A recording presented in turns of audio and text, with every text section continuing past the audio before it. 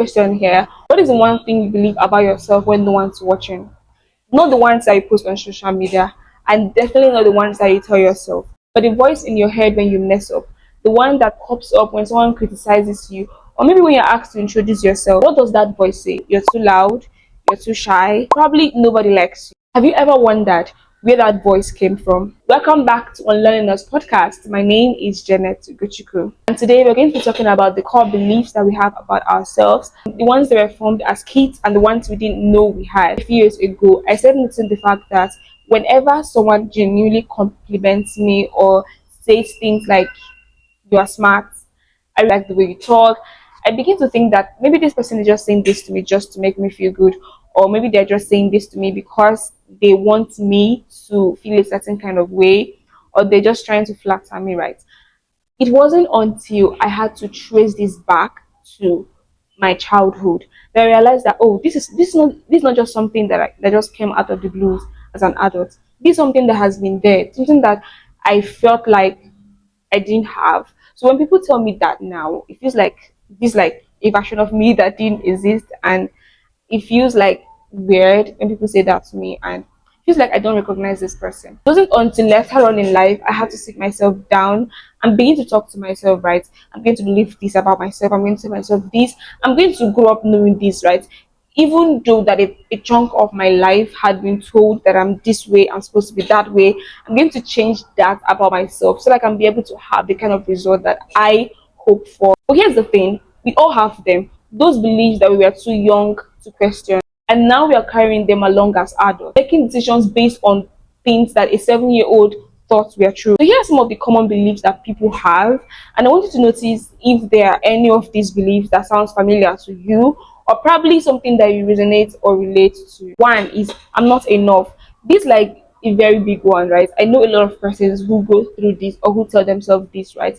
There's always that feeling of you're not enough. No matter how much you bring to the table, it's never enough. There's always somebody who is doing better, bigger, and better than you, and you feel like you always have to over deliver, right? There's always that place of not being complete, right? This can be as a result of probably your parents compared you with your fellow siblings growing up, or maybe you had to grow up in a space where it felt like you are a slow learner and every other person around you grabbed it first, so you felt like you weren't enough and you needed to up your game, you needed to always work twice as hard and meet up with expectations and all of those stuff. Another core belief is the belief of no one really likes me. I remember I used to feel this way a lot. I felt like people didn't like me because maybe I wasn't like them, I didn't dress like them, I don't talk like them, I don't look like them, I don't vibe with them. And I felt like people didn't like me and people did not value me because they didn't like me, right? It wasn't until recently in my life I realized that it wasn't about people liking me, right? I need to first love myself. I need to first appreciate myself before I even give others the chance to appreciate myself.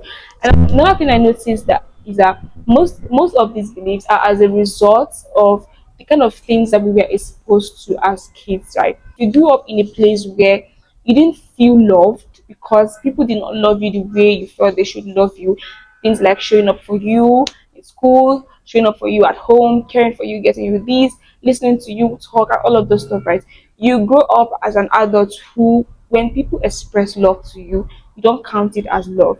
You just count it as people trying to pretend to like you. Nobody is incapable of being loved, right? And this comes from a place of inconsistent relationship with maybe your family members, your peers, or a place of feeling like people who were supposed to care for you the most left or walked out of your life, and then you feel like every other person will definitely or eventually do this. Another core belief is the belief of I have to be perfect, I have to always be perfect.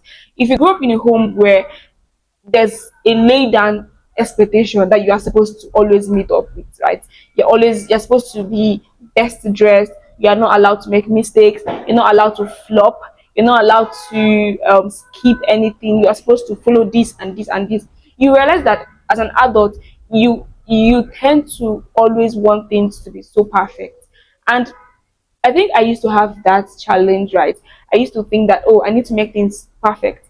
And I ended up having to procrastinate a lot about things because just needed everything to be just standard, right? But the reality is that perfection is not really a destination, it's a journey. And the moment I gave myself the chance to make mistakes, it's okay. It's okay to do it and not do it right. It's okay if you do it and there's another way you could have done it better, right? There's always a room for you to improve, a room for you to grow and to be better. You don't have to start perfect. You don't have to not make mistakes, right? But the beauty is that you make mistakes and you don't repeat those mistakes. And some of these beliefs have a way of showing up in our relationship with people, in how we even address people around us, and it also rubs off on the confidence, on the way we portray ourselves in public. I remember when I was growing up and having the notion that I was a shy person and I'm not very, very smart, right? It affected my delivery, it affected my energy.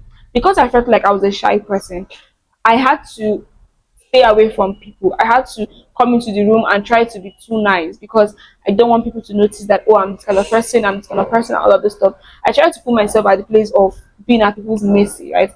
This is until I had to intentionally grow out of that place that I began to appreciate myself.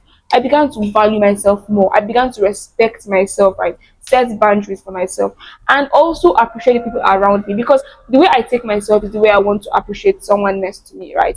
And if I didn't value myself enough, I probably wouldn't have been able to value people around me. The thing is, these are not personality traits. They are survival mechanisms that we have told ourselves when we are too young to know any difference. But here's what I want you to learn and to hear. You're not broken. Your brain just adapted and survived, did exactly what it was supposed to do. And you don't have to live there anymore. So what do you do about this? There are three things I did for myself and I'm still doing that has really helped me so much. The first step of being able to come out of those things and get power and charge over it is by first understanding the fact that those things exist in themselves, not trying to ignore them, not trying to classify them or make excuses for them or try to shun them or put them by the side, but to understand and to notice and say, oh, I know that I'm this way. I know that I act this way. I know that this is not normal. This isn't how it's supposed to be, right? You have to pay attention to them, right? Pay attention to how you respond to conversations. Pay attention to how you're able to handle conflict. Pay attention to how you bring yourself to the public. Pay attention to how your brain responds to certain things. And the second thing to do is to question it. Question those things, like face them, right? I usually do this a whole lot, and that has really, really helped me. And when those voices try to repeat itself, those voices that say things like, oh, you're too much, confront it. I'm not too much. I am just good enough, right? They can't handle the energy. When the voice says things like, oh, you are shy, I'm not shy. When the voice comes in that, oh, nobody likes me, fine, nobody has to like me, they just have to respect me. And clock it. Say them until you believe them. Say it often. As often as those voices have been, or as often as those voices resurface, say the words that you want to hear. If you can't hear it from other people's mouths, then say it to yourself. Look yourself in the mirror. Tell yourself those words. I am enough. I am good. I am smart. I am kind. I'm bold. I'm courageous. People don't have to like me, but most importantly, I like myself. I appreciate myself. I appreciate the energy I bring to the room. Say those words. I do that a lot of times. I affirm myself, right? I tell myself the things I want to hear. The things I want to hear from people, I say it to myself first. Because even if people do not show up for me, I owe it to myself to show up for myself, right? When I walk into a room and they're looking for who is good enough, I cannot tell who is good enough from the room, but I know this girl better than any other person out there. I know what this girl can do more than anybody out there. So I owe it to her to always represent and to always speak up for her. So when I walk into a room and they're looking for who is good enough, I know that this girl is good enough. I'm going to speak up for her. I'm going to represent her because if I don't, then who would, right? Tell yourself those things that you want to hear. Affirm yourself, right? It may look funny initially on like beginning, right? But you have to consistently do it. Over time, you realize that that becomes part of you. Watch this video to this point. Here's what I want you to do for me. Quickly like this video, subscribe to my YouTube channel so that I can continue to bring more of this content.